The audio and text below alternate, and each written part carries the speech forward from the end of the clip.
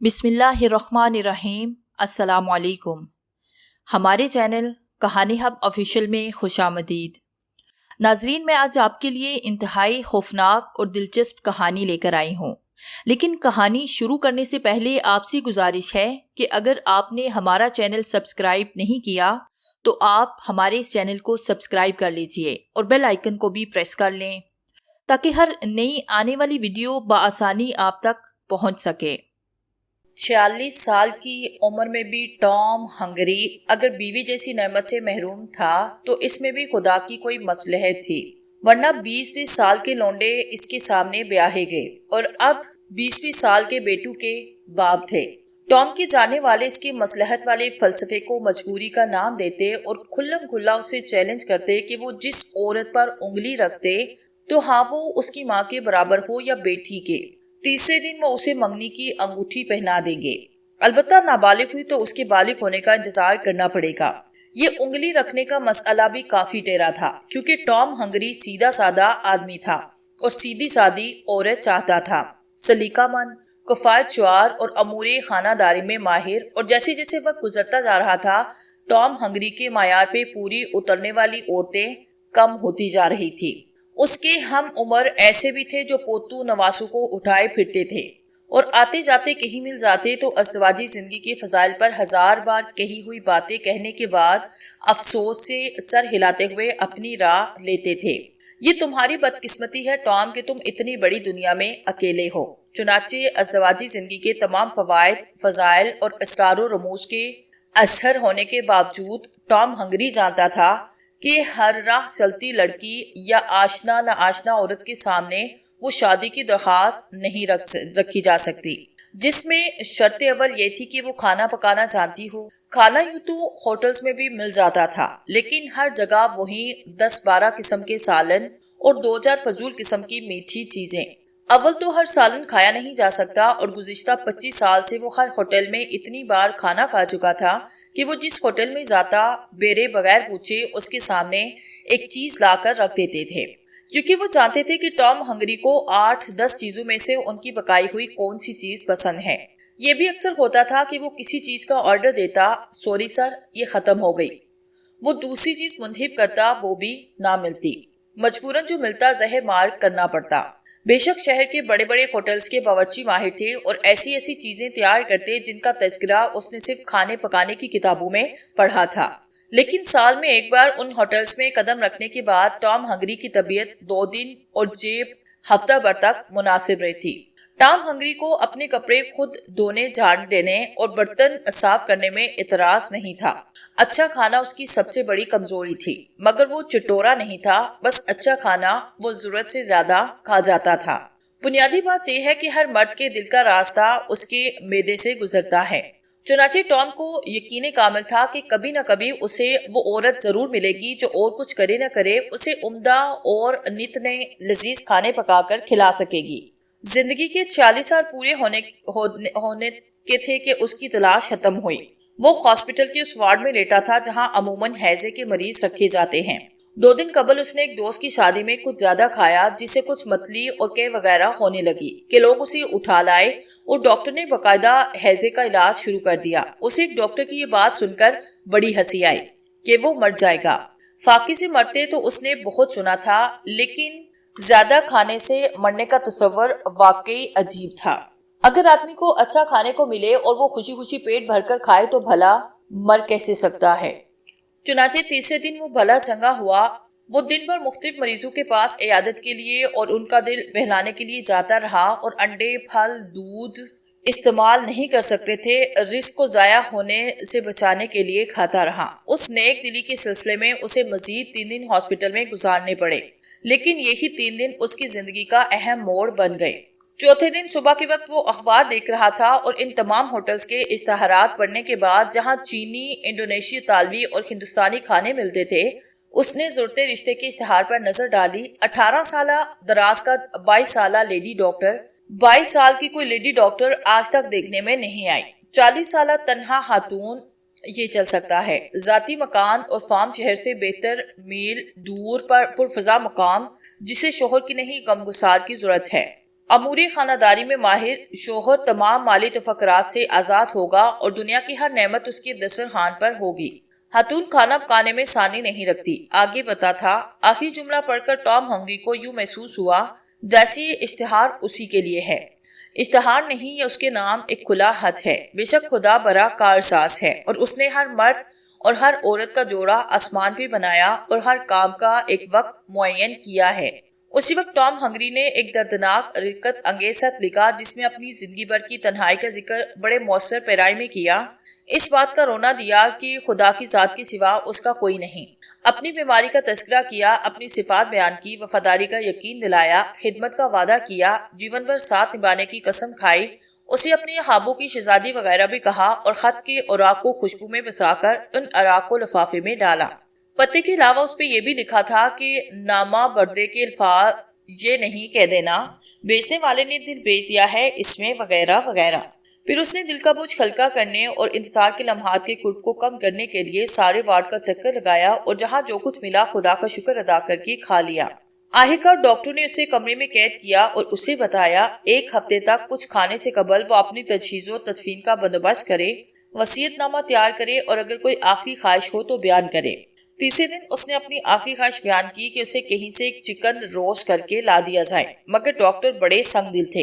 انہوں نے وہی بد ذائقہ پانی جیسا پتلا سوپ اور 1 اونس دلیا 2 اونس دودھ کے ساتھ دے کر اسے ٹرخا دیا۔ چوتھے دن اس کی آنکھ کھلی تو وہ سمجھا کہ اس کی دنیاوی زندگی ختم ہو چکی ہے اور جہنم میں کوئی بدروح اسے گناہوں کی سزا دینے پر مامور کر دی گئی ہے۔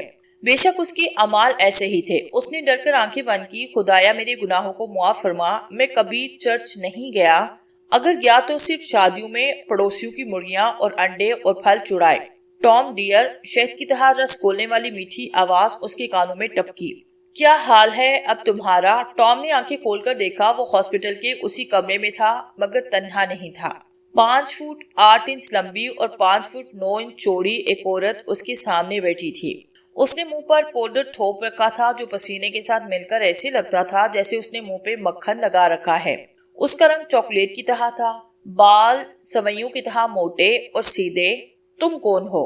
اس نے دہشت زدہ ہو کر پوچھا کیونکہ عورت مسکرا بھی رہی تھی۔ جواب میں اس نے اپنے بلاؤز میں ہاتھ ڈالا اور 2 تربوزوں کے درمیان سے ایک مختصر تعویذ نما کاغذ برآمد کیا جو ٹام کی شادی کی درخواست تھی۔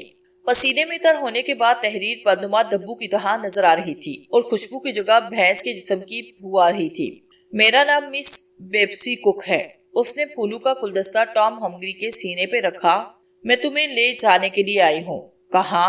ٹام ہنگری نے اس قیدی کی طرح پوچھا جسے سزا ہو چکی ہو۔ پھول اسے یوں لگا جیسے تابوت پر رکھے ہیں۔ تمہارے ساتھ ڈیئر، تمہارے خط نے مجھے بہت متاثر کیا اور تمہاری حالت تو دیکھ کر میری آنکھوں میں آنسو آئے۔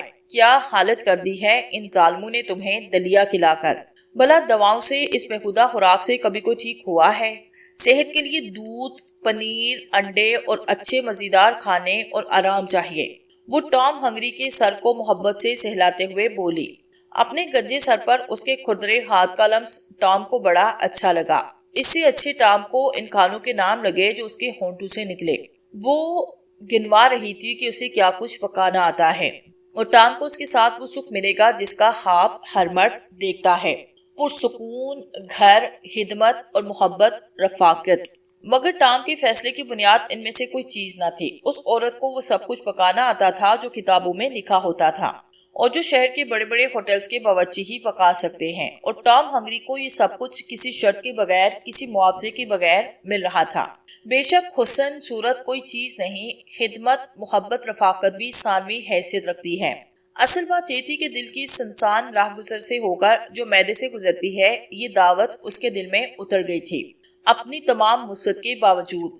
شام سے قبل ٹام ہنگری نے اپنا سامان سمیٹا اور وہ انگوٹھی مس بیپسی کی سب سے چھوٹی انگلی میں پہنانے کی ناکام کوشش کرنے کے بعد اس کے بیگ میں ڈالی، جو ٹام کے باپ سے یہ بھی سنا تھا کہ یہی انگوٹھی اس کی ماں کو ذرا ڈھیلی رہی تھی۔ وقت کے ساتھ ساتھ انگوٹھی کچھ سکڑتی جا رہی ہے۔ 3 گھنٹے کے بعد وہ مس بیپسی کک کے ساتھ ایک آسودہ قصبے میں پہنچا جہاں سورج غروب ہونے کے فوراً بعد ہی ہو کا عالم تھا۔ گلیوں میں کتے تک نہ تھے، بورے لوگ سر شام افیون کی گولی کھا کر لیٹ جانے کے عادی معلوم ہوتے تھے۔ بچے اگر تھے تو بڑے سعادت مند قسم کے، جو نہ ہنس رہے تھے نہ رو رہے تھے، اور جو عورتیں سلحجو کہ کہیں سے ان کے لڑنے کی آواز نہیں آ رہی تھی۔ جنرل اسٹور پر دو چار نوجوان گلی سڑی لڑکیوں سے بادل نہ حاصلہ معاشقہ لڑا رہے تھے۔ ایک ویسٹرا کیفے میں بھی کچھ اسی قسم کی کیفیت تھی۔ ٹام ہنگری کو رہنے کے لیے ایک صاف ستھرا کمرہ ملا جو اس کے پرانے کمرے سے کہیں زیادہ صاف اور آرام دہ تھا۔ کھلی کھڑکی سے فطرت کا سارا حسن اپنے حقیقی رنگ میں نظر آتا تھا اور ہوا میں تازگی کی مہک محسوس ہوتی تھی۔ سامان کے انتخاب اور آرائش میں اس سلیقے کا پتہ چلتا تھا جو صرف ایک عورت کے وجود سے آتا ہے۔ ہر چیز قاعدے کرینے سے لگی ہوئی، گرد سے بے نیاز اور بے داغ تھی۔ اس کے مقابلے میں ٹام ہنگری کا پرانا کمرہ کباڑخانہ تھا۔ اس نے اطمینان کا پہلا سانس لیا ہی تھا کہ مس بیپسی کک نے رات کے کھانے کی اطلاع دی تو حیران رہ گیا۔ ابھی انہیں پہنچتے ہوئے مشکل سے 1 گھنٹہ ہوا تھا اور اتنے وقت میں اس کی ہونے والی بیوی نے ڈنر کر لیا۔ ٹام ہنگری اوپر سے نیچے آیا تو اس کی حیرت میں مزید اضافہ ہوا۔ میز پر مختلف قسم کے کھانے بڑی نفاست سے چنے ہوئے تھے۔ یہ احساس اس کو کہ اس نے اتنا لذیذ کھانا زندگی میں نہیں کھایا۔ اس کی ہونے والی خدمت گزار بیوی نے نوکر کو حکم دیا کہ وہ مالک کے ہاتھ دھلوائے۔ مالک! ٹام ہنگری کو اس ایک لفظ نے فرش سے ارض پر پہنچا دیا۔ اس نے کونے میں کھڑے ہوئے مظلوم صورت شخص کو پہلی بار دیکھا جو گرم پانی اور صابن لے کر یوں اس کی طرف بڑھا جیسے وہ سوتے میں چل رہا ہو۔ بعد ہاتھ دھو کر ٹام ہنگری نے خادم کا شکریہ ادا کیا، بیوی کو گڈ نائٹ کہا اور بل ادا کیے بغیر خوابگاہ کی طرف چل پڑا۔ زندگی میں یہ پہلا موقع تھا کہ اس نے اتنا اچھا کھانا اتنی عزت کے ساتھ کھایا اور اسے کچھ ادا نہیں کرنا پڑا۔ مفت ڈنر کے ساتھ مالک ہونے کے احساس نے اسے ایک نئی مسرت سے آشنا کیا۔ بے شک یہ اس کا اپنا گھر تھا، یہ اس کی اپنی بیوی تھی، یہ اس کا اپنا خادم تھا، یہ اس کی اپنی خوابگاہ تھی۔ کہنے والے سچ کہتے تھے کہ وہ اب تک اتنی بڑی نعمت سے محروم تھا اور زندگی کا کتنا بڑا حصہ ضائع ہو گیا، مگر اب تک وہ بیوی بچوں کی محبت جیسی انمول شے سے محروم رہا تو یہ بھی قدرت کی کوئی مصلحت تھی۔ شاید اسے بیپسی کک جیسی مثالی بیوی کا انتظار کرنا تھا۔ اس کے ذہن میں اب سارے دلائل حسن حیرت کے حق میں تھے۔ صورت کا کیا ہے، حسن پر وقت گزرنے کے ساتھ زوال آتا ہے۔ سیرت دائمی اور حقیقی شے ہے۔ عورت کا جسم تو بازار کی جنس ہے، بیوی کا تصور ایک خوبصورت احساس ہے۔ طے شدہ پروگرام کے مطابق اگلے دن انہیں شادی کے فرض سے سبکدوش ہو جانا تھا۔ ٹام ہنگری کی شادی کا خوبصورت دن بڑے آرام سے طلوع ہوا۔ پرندوں نے اپنے سریلے نغموں سے فضا کو معمور کیا اور سورج کی سنہری کرنیں خوابگاہ کے دریچے پر دستک دینے لگی۔ ٹام ہنگری نے اپنے آخری خوبصورت خوابگاہ کو ادھورا چھوڑا اور اٹھ کھڑا ہوا۔ زندگی میں کبھی اس نے خود کو اتنا مستعد اور چاقو چوبند محسوس نہیں کیا تھا۔ عمر کے 20 سال جیسے معذرت کر کے واپس چلے گئے، ان مہمانوں کی طرح جو میزبان کے تیار ہونے سے قبل ہی کسی دعوت میں پہنچ جائیں۔ شباب کی قوت اس کی رگ رگ میں نشہ بن کر دوڑ رہی تھی اور خود اعتمادی کا ایک نیا جذبہ جسم میں انگڑائیاں لے رہا تھا۔ وہ ناشتے کی میز پر پہنچا تو پھر جذباتی ہوا۔ مس بیپسی کک ناشتہ سجائے روایتی بیویوں کے انداز میں اس کا انتظار کر رہی تھی۔ اسے تھوڑی سی ندامت ہوئی جو خود مسرت ہی کا ایک روپ تھے، بدلا ہوا اور اجنبی روپ۔ آئی ایم سوری ڈارلنگ، اس نے پرانے خامدوں کی طرح کہا، رات مجھے بڑی سکون کی نیند آئی، تمہیں انتظار کرنا پڑا۔ انتظار کیسا ڈیئر، تمہیں آرام کی سخت ضرورت ہے، ان کمینے ڈاکٹرز نے تمہاری نیند کا بھی وقت مقرر کر رکھا تھا، بیپسی نے کہا۔ اس وقت وہ ٹام ہنگری کو اپنے شوخ رنگ کا لباس میں مغفل جسم کے انبار کے باوجود بے حد حسین لگی، کیونکہ اس کی صورت کے گرد بے غرض محبت اور خلوص کا روشن حالہ تھا اور میز پر کھانے کی درجن بھر چیزیں موجود تھیں۔ رات کو اس نے ایک بات محسوس نہ کی تھی، وہ اجنبی تھا، ڈرا ہوا تھا، یہ تھکان اور بھوک سے بے حال تھا، یہ حد سے زیادہ خوش تھا کہ اس نے اپنی زندگی کے اس نئے موڑ کے علاوہ اور کچھ نہیں سوچا تھا۔ مگر اب وہ ناشتے کی میز پہ بیٹھا تو اس نے 4 آدمیوں کی میز پر 3 آدمیوں کے ناشتے کا بندوبست دیکھا، 3 کپ، 3 بڑی پلیٹیں اور 3 چھوٹی۔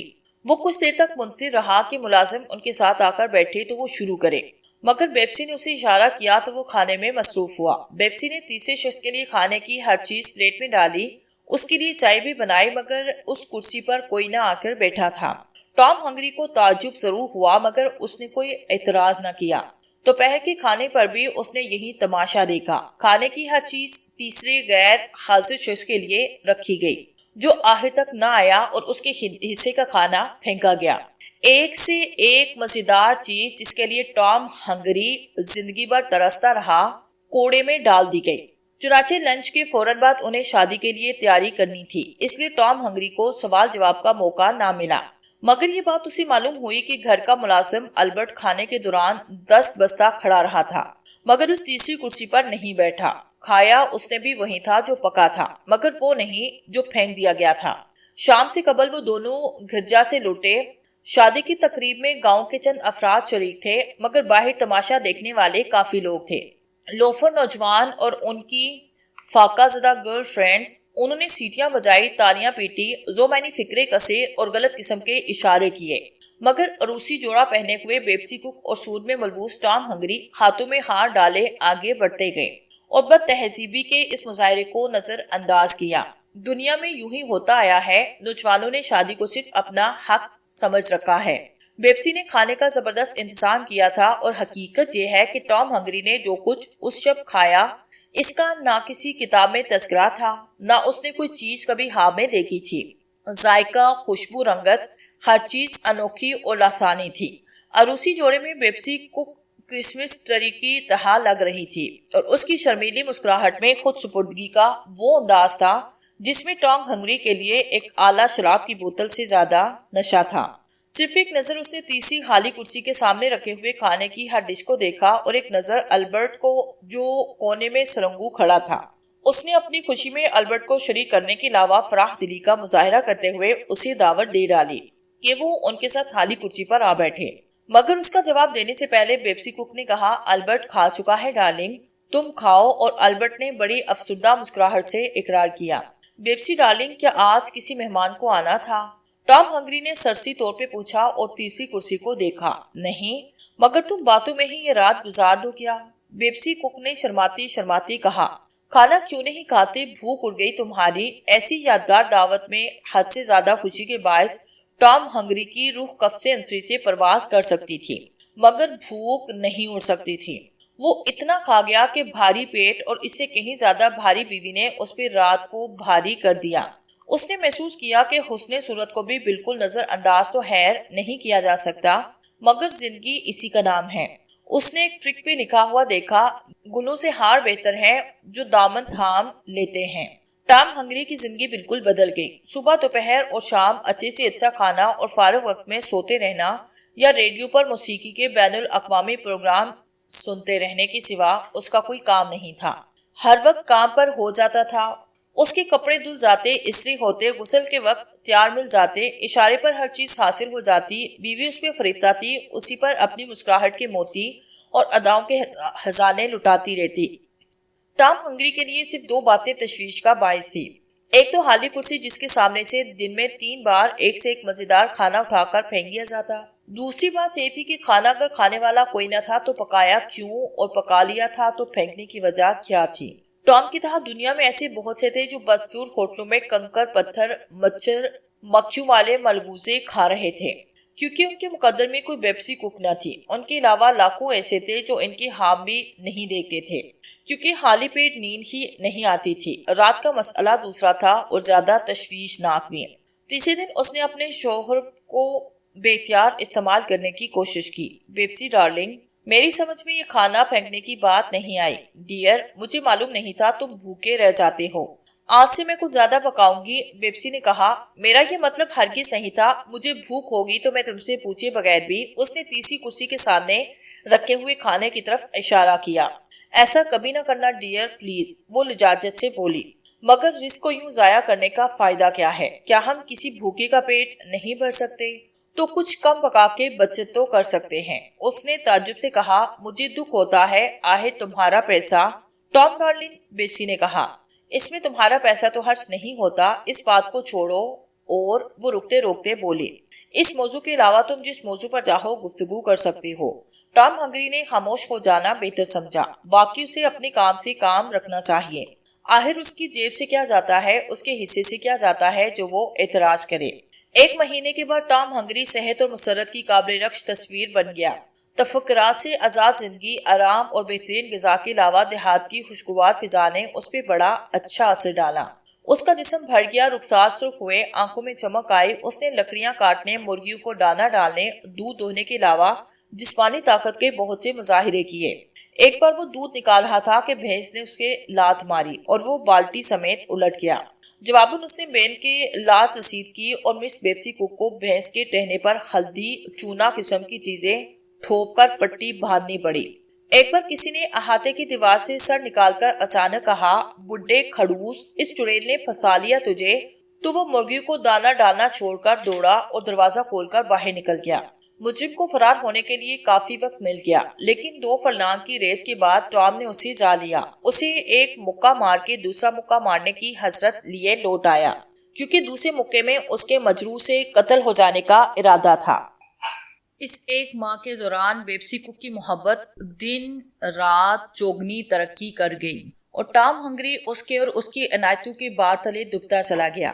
تیسرے غیر حاضر شخص کا کھانا باقاعدگی سے پھینکا جاتا رہا اور البرٹ پہلے سے زیادہ مظلوم اور محروم ہو گیا، کیونکہ بیپسی کے ساتھ اب ٹام ہنگری بھی اسے وقت بے وقت ڈانٹنے ڈپٹنے لگا، اسے ذرا ذرا سے کام کے لیے دوڑانے لگا اور معمولی قصور پر جائز و ناجائز کہنے لگا۔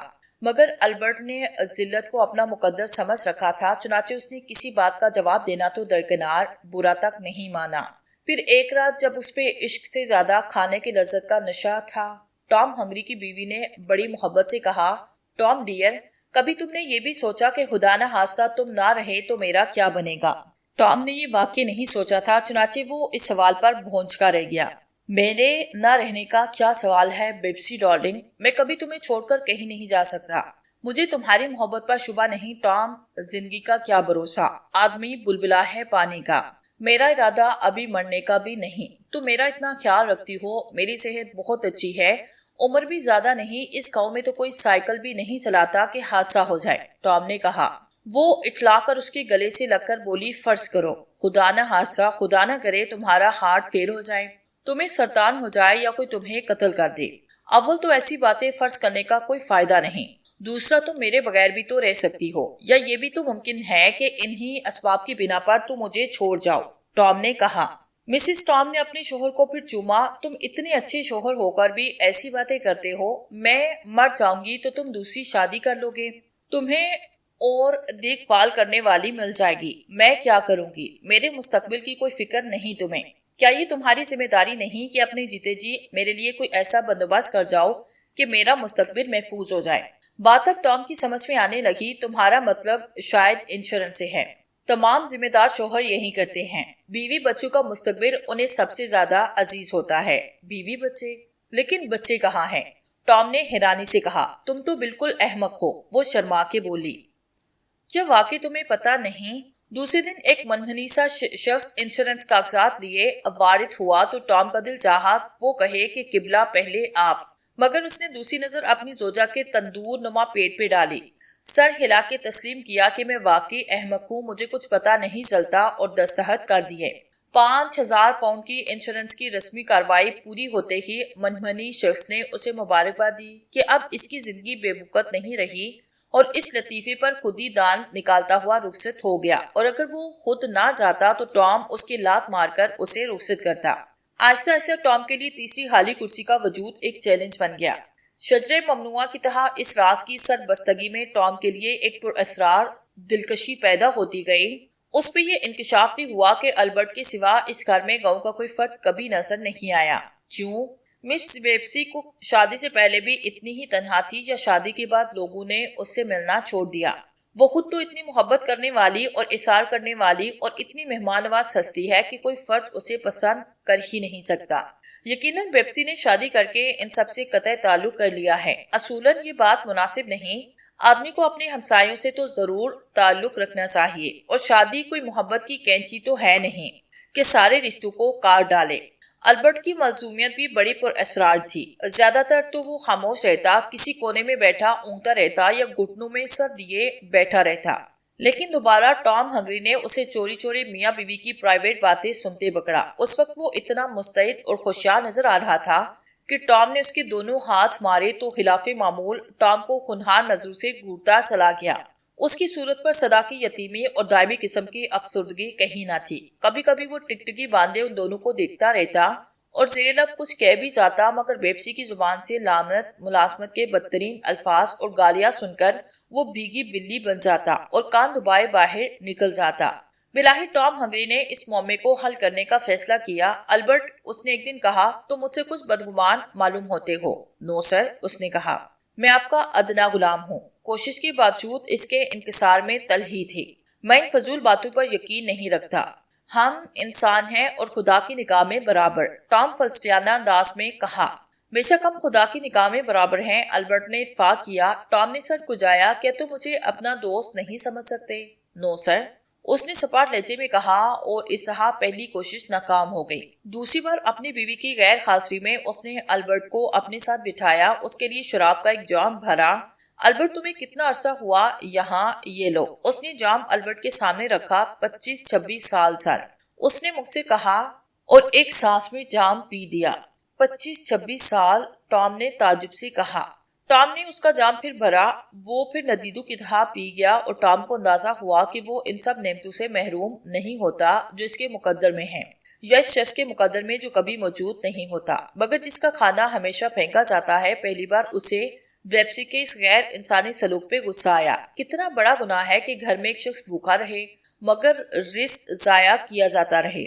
یہ 5واں مکان ہے۔ مالکن نے کسی ایک جگہ زیادہ عرصہ قیام نہیں کیا۔ اس کی زبان ذرا سی کھلی۔ ٹام نے تیسری بار پورا گلاس بھرا۔ البرٹ نے اسے بھی ایک سانس میں خارج کیا تو وہ حیران رہ گیا۔ اسے البرٹ پہ ترس بھی آیا، نہ جانے کتنے برسوں کا ترسا ہوا ہے بیچارہ۔ چلو آج اسے بھی اپنے ارمان نکالنے دو، پیے جتنی پی سکتا ہے۔ اس نے دوسری بوتل کھولی۔ بار بار مکان بدلنے میں کیا مصلحت ہے؟ ٹام نے پھر اس کا گلاس پڑا۔ اس بار البرٹ نے صرف ایک گھونٹ دیا اور گلاس رکھ دیا۔ وہ ایک جگہ رہ نہیں سکتی، اسے پکڑے جانے کا ڈر رہتا ہے۔ البرٹ نے اطمینان سے کہا۔ ٹام کے ہاتھوں میں گلاس کانپا۔ پکڑے جانے کا؟ کس جرم میں؟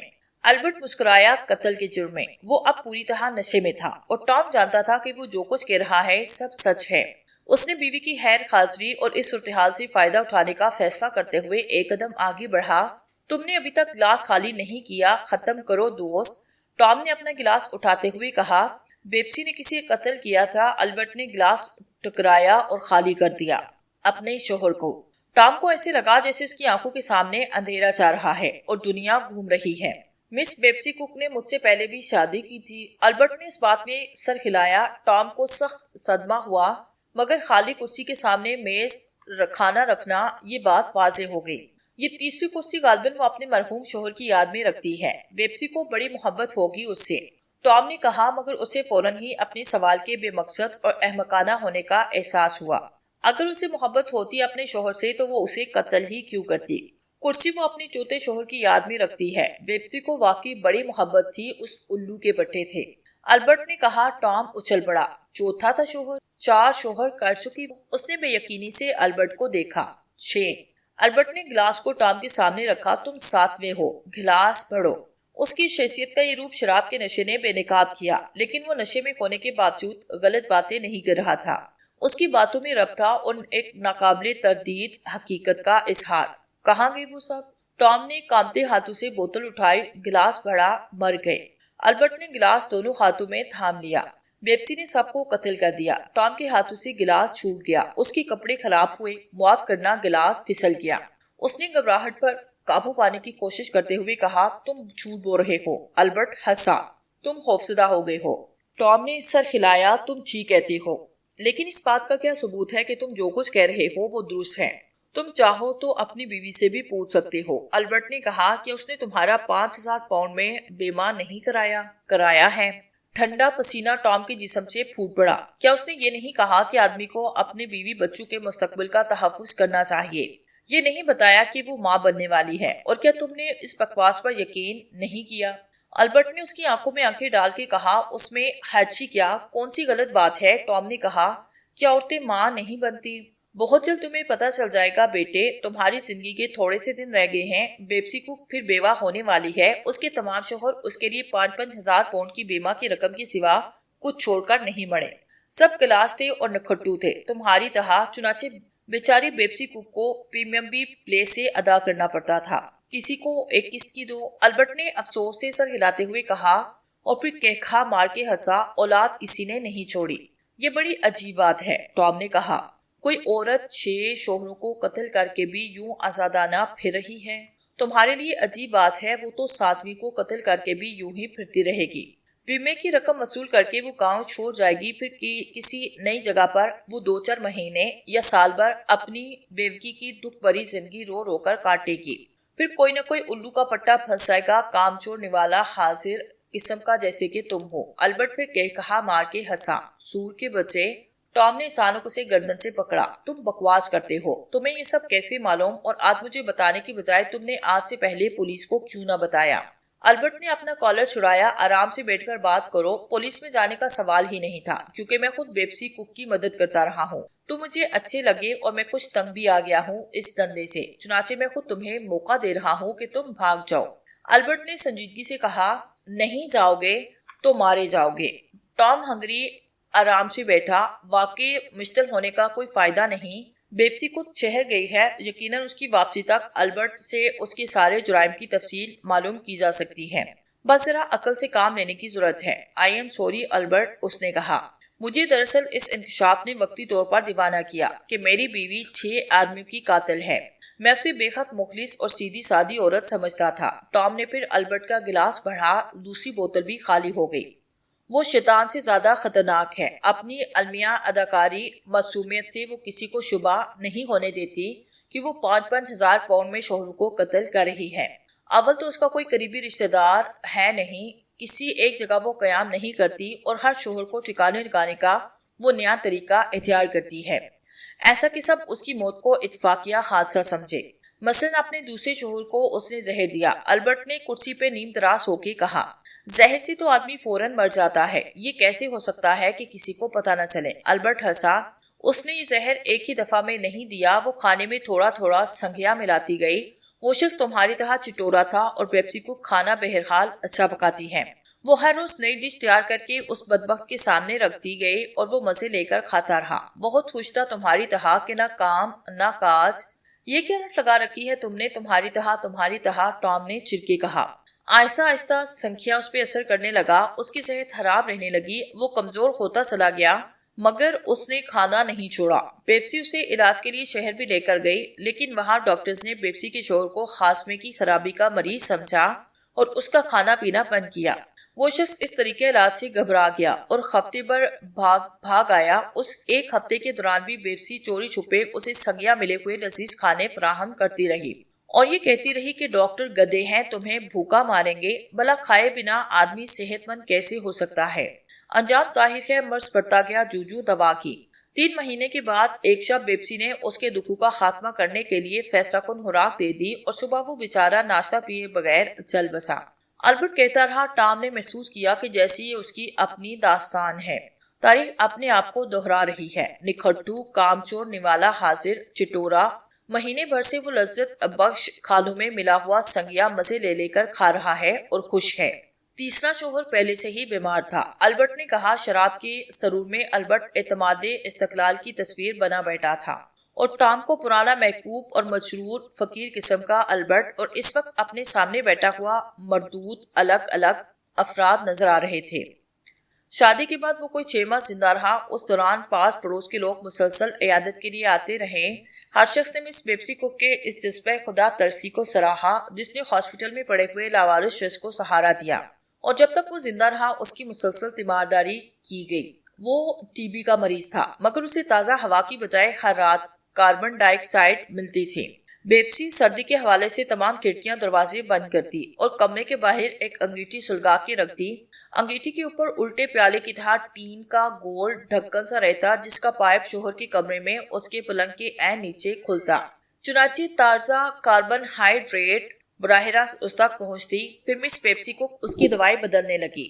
INH और PAS की गोलियों की जगह वो स्प्रेन और मायने हमल गोलियां खाता रहा और फूट हो गया। मिस पेप्सी को मालूम था कि उसने 10,000 पाउंड की इंश्योरेंस करा रखी है। उसकी बीवी उससे तलाक ले चुकी है, मगर उसकी मौत के बाद जब इंश्योरेंस कंपनी वाले आए तो उसने बड़ी अच्छी अदाकारी की, खूब रोए पीटी और मरने वाले के लिए मगफिरत की दुआ भी की, जिसने उसे बताए बगैर उसका इतना ख्याल रखा। टॉम तस्वीर खैरत बना बैठा था। अल्बर्ट की बातें उसे दहशतज़दा कर रही थी। उसके लिए यकीन करना मुश्किल था कि वो अपने चटोरपन और सादा लोही के बायस खौफनाक किस्म के कातलों में घिर गया है। ये तफसीलात तुम्हें कैसे मालूम है? उसने अल्बर्ट से पूछा। मैंने बताया कि मैं बेप्सी के साथ था। मैं उसे संज्ञा ला के देता اسپین اور مانے حمل گولیاں بھی میں ہی لا کے دیتا۔ البرٹ نے کہا، خیر تیسرا تیرنے گیا تھا کہ ڈوب گیا۔ اس کی انشورنس اس بیپسی نے کروائی۔ وہ خاصے احمق تھا اور جہاں تک مجھے یاد پڑتا ہے وہ کوئی آوارہ گرد قسم کا فقیر ٹائپ تھا جو ایک دن بیپسی کے دروازے پر ایک روٹی کا سوال کرنے آیا اور بیپسی نے اس سے شادی کر لی۔ اس قسم کے لوگوں کی بیپسی کو ہمیشہ تلاش رہتی ہے جن کے آگے پیچھے کوئی نہ ہو یا جو نکھٹو ہوں اور پیٹو ہوں تمہاری طرح۔ معاف کرنا، بیپسی نے بعد میں سینا کو بھی کرتے ہوئے بتایا کہ اس بیچارے کو تو تیرنا بھی نہیں آتا تھا، پتہ نہیں کون دشمن اسے بہکا کر اپنے ساتھ لے گیا۔ بیپسی تو اس رات شہر میں تھی اور وہاں اس کی موجودگی کے اتنے گواہ تھے کہ وہ ہر منٹ کا حساب دے سکتی تھی۔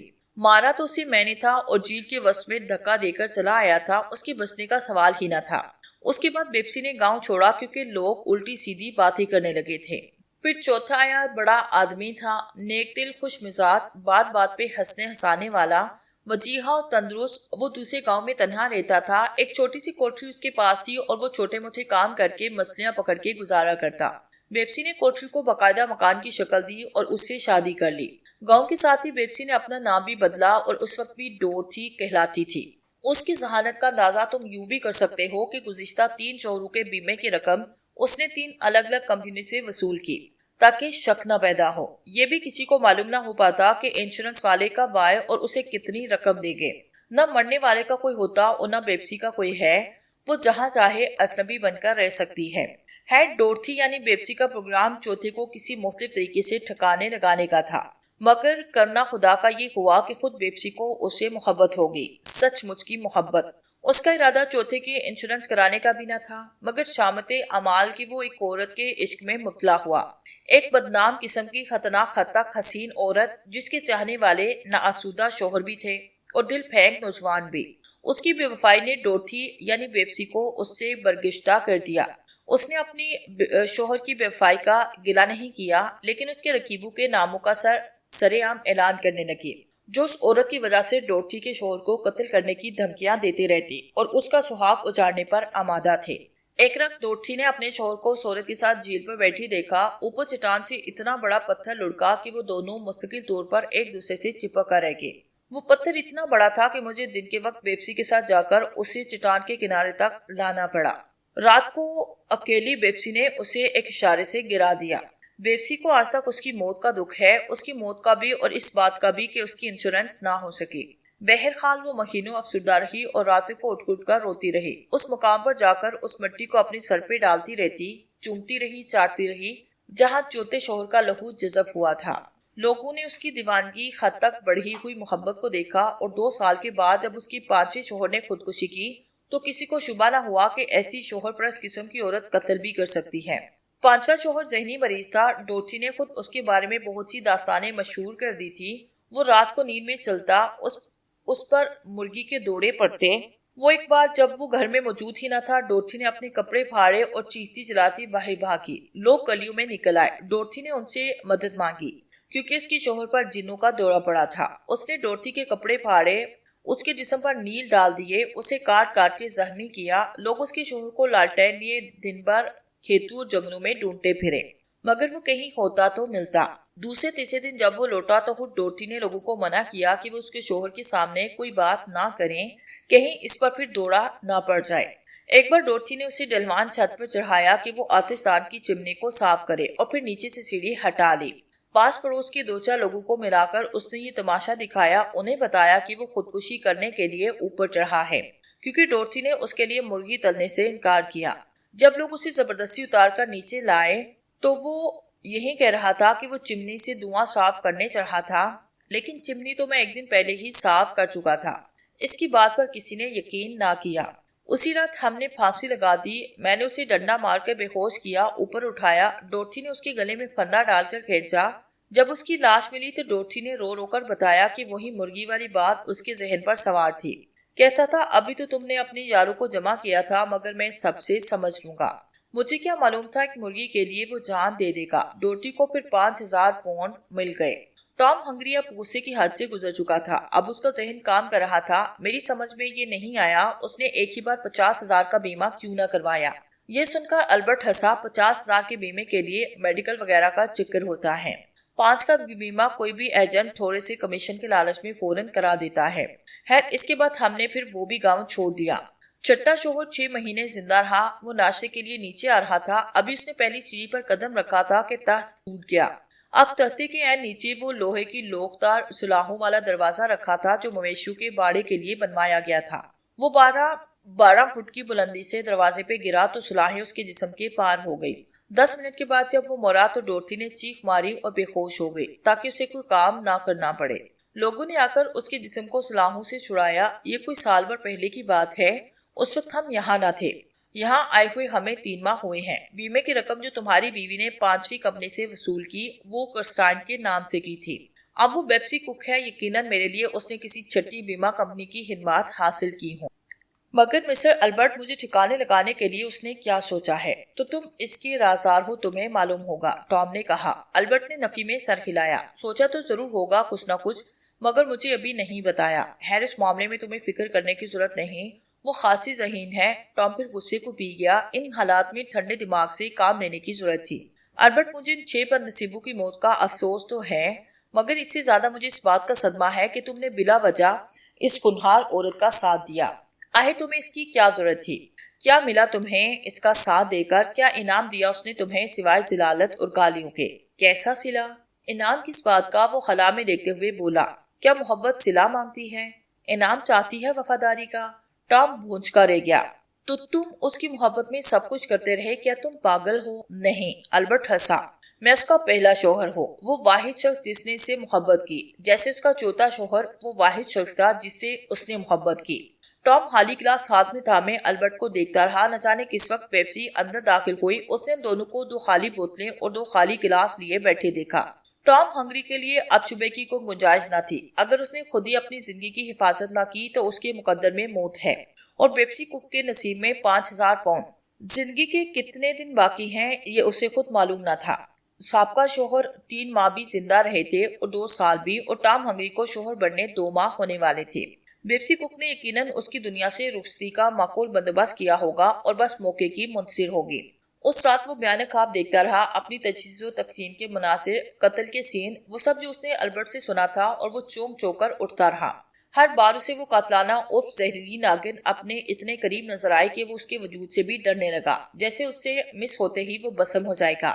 چوتھی بار اس نے اپنی لاش کو کنویں میں پڑا دیکھا تو وہ لرز کر اٹھ بیٹھا۔ پسینہ اس کے جسم سے بہہ رہا تھا، مگر 7ویں شوہر کی پہلی بیوی غائب تھی۔ نیچے سے اس کے بولنے کی آوازیں ایسی آ رہی تھی جیسے وہ عمدن اپنی آواز میں قابو پانے کی کوشش کر رہی ہے۔ وہ دبے بم باہر نکلا، اپنی بیوی بیپسی کک کی باتیں سننے نیچے اترا۔ وہ دونوں باورچی خانے میں تھے جہاں البرٹ سوتا تھا۔ کتے، تم نے اسے سب بتایا؟ مجھے معلوم ہے، بیپسی کی بفری ہوئی آواز آئی۔ جینی، میں نے اسے کچھ نہیں بتایا، البرٹ کی آواز آئی احتجاج اور اعتراف کرتی ہوئی۔ تم بکتے ہو، جب میں آئی تو تم نشے میں تھے، تم نے 2 بوتلیں خالی کر دی، مگر وہ ہوش میں تھا۔ اس کا مطلب ہے زیادہ شراب اس نے تمہیں پلائی، اس نے تم سے سب کچھ اگلوایا، اب ہمیں اسے فوراً ٹھکانے لگانا ہے۔ وہ بولی تو ٹام کے پیر کانپنے لگے۔ اس نے ایک ہاتھ سے دیوار کا سہارا لیا۔ جینی پلیز، البرٹ نے کہا۔ شٹ اپ، وہ اسے دھکا دیتے ہوئے بولی۔ میں تمہیں اب اس گھر سے نکال دوں گی، باقی زندگی تمہاری شکل نہیں دیکھوں گی۔ میں تم سے وعدہ کر چکی ہوں۔ پھر یہ کیا بکواس ہے؟ یہ بکواس نہیں، اس سے پہلے بھی تم نے مجھ سے وعدہ کیا تھا کہ یہ آخری ہوگا۔ وہ کچھ دیر کے بعد بولا، یاد ہے نا؟ البرٹ، اس نے اپنا لہجہ بدل کے کہا۔ اس مرتبہ میں حلفاً کہہ رہی ہوں، مجھے اپنا یاد ہے، لیکن میں جو کہتی ہوں وہ کرو۔ تم نے دیکھا ہے یہاں کے لوگ ریچھ کیسے پکڑتے ہیں، گڑھا کھود کر اوپر گھاس بچھا دیتے ہیں۔ کل رات کو ایک ایسا گڑھا کھودو جھیل کے پیچھے سے جنگل میں جانے والے راستے پر، پرسوں میں اسے خرگوش کی شکار پر لے جاؤں گی۔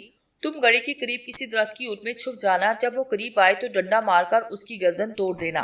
بے شک پہلے سر پہ ڈنڈا مار کر اسے بے ہوش کرنا، پھر ہم اسے گڑھے میں ڈال کر لوٹ آئیں گے۔ جنہیں لاش ملے گی وہ سمجھیں گے کہ کسی نے ریچھ پکڑنے کے لیے گڑھا کھودا، اور وہ اس گڑھے میں گرا تو گردن ٹوٹ گئی۔ چنانچہ قتل سے پہلے ہی ٹام نے چشمے تصور میں اپنی وفات کا پورا منظر دیکھ لیا تھا اور واپس لوٹ آیا۔ قدرت نے اسے کافی مہلت دی۔ بستر پر لیٹ کر اس نے آنکھیں بند کی، مگر صبح تک اس کا ذہن فرار کے مختلف منصوبے بناتا رہا۔ ناشتے کی میز پر اس نے پیٹ میں درد کی شکایت کی اور کہا کہ وہ شہر جا کر کسی ڈاکٹر سے ملنا چاہتا تھا۔ یہ اچھا خاصا معقول بہانہ تھا۔ ڈاکٹر؟ پیٹ کے درد کے لیے؟ وہ اٹھی اور ایک الماری کی طرف بڑھی۔ یہ لو۔ آج 2-3 خوراکیں پیو گے تو آرام آ جائے گا۔ دوپہر کو میں تمہارے لیے فروٹ کسٹرڈ بناؤں گی۔ جیلی اور کریم کے ساتھ ٹام نے مجبوراً ایک خوراک دوا پی اور دوسری ترکیب سوچنے لگا۔ دوپہر تک وہ بہرحال زندہ رہے گا، کھانا کھانے میں کیا حرج ہے؟ مجھے آج ویسے بھی شہر جانا ہے، ٹام نے کہا۔ ایک دوست سے ملنا تھا، شام کو آ جاؤں گا۔ لیکن ڈیئر دیکھو موسم کتنا خراب ہے، وہ محبت سے بولی۔ ابھی تم پیٹ کے درد کی شکایت کر رہے تھے، اب کہیں نمونیا نہ ہو جائے، شام کو جاگے تو لوٹتے لوٹتے رات ہو جائے گی۔ نمونیا تو مجھے ہو نہیں سکتا، اس نے مزاح کا پہلو نکالتے ہوئے کہا۔ تم نے مجھے کھلا کھلا کر اتنا مضبوط کر دیا۔ اس نے قطعی طور پر نفی میں سر ہلایا۔ دوست سے کل پرسوں مل لینا، بارش سر پہ کھڑی ہے، آج تو میں تمہیں ہرگز جانے نہ دوں گی۔ پرسوں؟ ٹام نے بے بسی سے اس کونے کی طرف دیکھا جہاں 1-2 نالی بندوق کھڑی تھی، مگر دل ہی دل میں اس نے گالی دے کر کہا، ہاں پرسوں۔ وہ جنازے میں شرکت کے لیے پہنچ ہی جائیں گے۔ دوپہر کو بارش شروع ہو گئی، شام تک جاری رہی۔ ٹام نے اپنے رویے سے قطعی ظاہر نہ ہونے دیا کہ وہ فکر مند ہے۔ اس نے اپنا موڈ رومانٹک رکھا، موسم کی مناسبت سے محبت پر ڈائلاگ بولے۔ یہ کہا کہ پیٹ کا درد ایک خوراک میں غائب ہو گیا، اب اس کا دل ایک خاص ڈش کھانے کا خواہش مند ہے۔ دوپہر کے کھانے میں بڑا اہتمام تھا، مگر ٹام کے ذہن پر یہ بات سوار رہی کہ یہ اس آخری کھانے کی طرح ہے جو موت کی سزا سے پہلے ملزم کو دیا جاتا ہے۔ کل ہم خرگوش کے شکار پر چلیں۔ شام کو اس کی بیوی نے اعلان کیا۔ اسے وہ 2 نالی بندوق دکھائی جو کونے میں کھڑی تھی۔ بہترین بندوق ہے یہ۔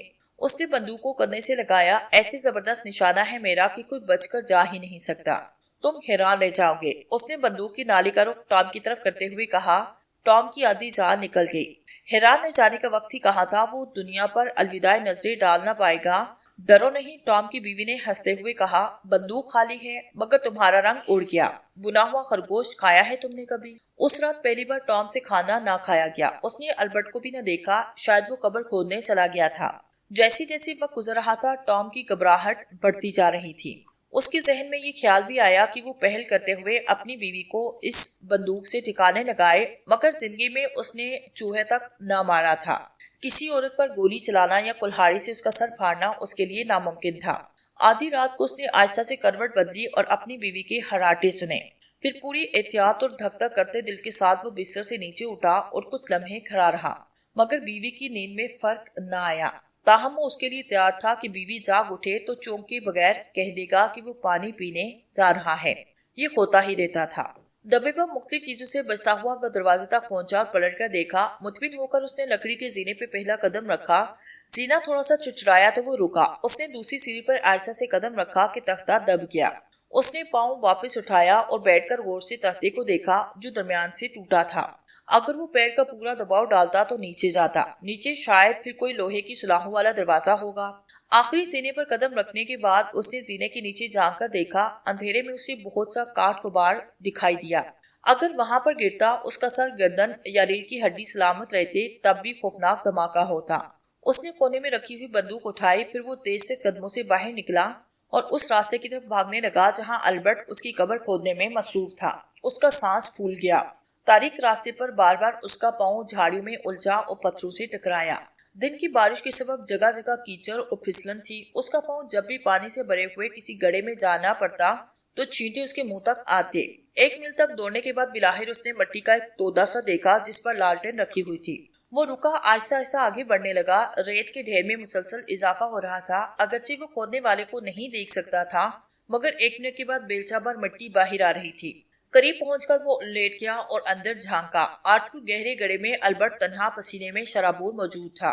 اس کا جسم، منہ اور سر مٹی میں بڑے ہوئے تھے۔ ٹام فوری طور پر گولی نہیں چلانا چاہتا تھا، چنانچہ وہ پیچھے ہٹا اور ایک جھاڑی کی اوٹ میں بیٹھ گیا۔ تقریباً 1 گھنٹے کے بعد اس نے اپنی بیوی کی آواز سنی۔ البرٹ! آواز بڑی قریب سے آئی تھی۔ ٹام چوکنے ہوا۔ البرٹ! اس کی بیوی پھر چلائی۔ وہ سخت وحشت زدہ اور پریشان تھا۔ کیا بات ہے جینی؟ البرٹ نے گڑھے کے اندر سے جواب دیا۔ البرٹ بھاگ گیا۔ وہ پھولی ہوئی سانسوں سے بولی، یو فول! میں نے تم سے کہا تھا کہ وہ اتنا احمق نہیں۔ سارا دن اس نے میری ایک نہ چلنے دی، مگر وہ سوتے سے اٹھ کر فرار ہوا۔ اس نے ٹوٹے ہوئے تختے پہ قدم ہی نہیں رکھا۔ اس کی آواز میں عجیب سا انوکھا پن تھا۔ وہ ہمیں پکڑوا دے گا البرٹ؟ اسی وقت ٹام نے بندوق سے نشانہ لیا اور گولی چلائی۔ وہ لالٹین سمیت گڑھے میں الٹ گئی اور اس کے گرتے ہوئے جسم کے ساتھ مٹی بھی گری اور اوپر رکھی ہوئی لالٹین بھی سڑک کر اندر لڑک گئی۔ جینی! البرٹ چلایا۔ جینی ڈارلنگ! مگر تیل جینی کے کپڑوں پہ پھیلا اور لالٹین بجھ گئی۔ لیکن چولو نے جینی کو اپنی لپیٹ میں لیا۔ ٹام نے اوپر سے دیکھا کہ البرٹ جینی سے لپٹ کر اس کے لباس کو پھاڑ کر پھینکنے کی اور دونوں ہاتھوں سے جلے ہوئے کپڑوں کی آگ بجھانے کی وحشیانہ کوشش کر رہا ہے۔ پھر اس نے اوپر دیکھا، اس کی نظر ٹام پر پڑی۔ تم نے اسے مار دیا، وہ اندر لگی ہوئی رسی کے سہارے باہر نکلنے کی جدوجہد کرتے ہوئے بولا۔ مگر آگ نے رسی کو بھی جلا دیا۔ رسی ٹوٹی، وہ واپس اندر جا گرا۔ گوشت اور خون کے جلنے کی بدبو ٹام کو شدت سے محسوس ہوئی۔ تم ذلیلے کمینے کتے، البرٹ گلا پھاڑ کے چلایا۔ تم نے اسے میرے سامنے کیوں؟ پہلے مجھے گولی کیوں نہ ماری؟ تم نے جینی کو مار دیا اور مجھے چھوڑ دیا۔ اس نے ٹام پہ بیلچہ کھینچ کر مارنے کی کوشش کی۔ ٹام تھوڑا سا پیچھے ہٹا۔ کیا تم بھی مرنا چاہتے ہو؟ ٹام نے سکون سے کہا۔ بیلچہ اس سے 4 گز دور جا کر گرا۔ ہاں، وہ چلایا، میں بھی مرنا چاہتا ہوں، جینے کے بغیر رہنا نہیں چاہتا، مجھے بھی مار ڈالو۔ All right. ٹام نے دوسری بار بندوق اٹھائی، البرٹ کے سر کا نشانہ لیا۔ بندوق کی دوسری نالی سے دوسری گولی سیدھی اس کے دماغ میں پیوست ہو گئی۔ وہ جینی کے اوپر گرا، ساکت ہوا۔ پھر ٹام نے خالی بندوق کو گڑھے میں پھینکا اور بیلچہ اٹھا کر مٹی گڑھے میں ڈالنے لگا۔ آہستہ آہستہ گڑھا بڑھتا گیا۔ سورج نکلنے سے قبل زمین ہموار ہوئی۔